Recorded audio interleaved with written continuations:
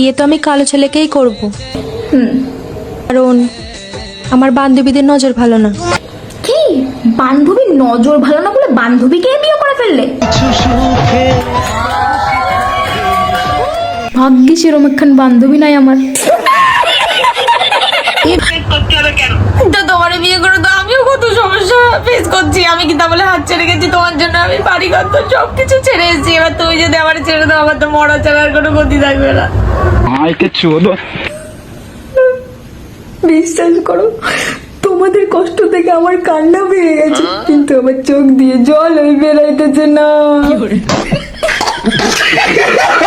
हम लोगों का मम्मी पापा जानते जो करना है कर लो, पुलिस के पास भेजना, पुलिस के पास मम्मी भी जानती है इसकी बात।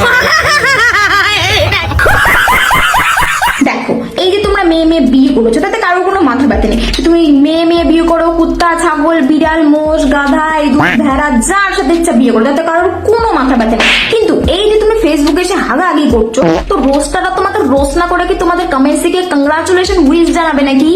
बात तो सही है।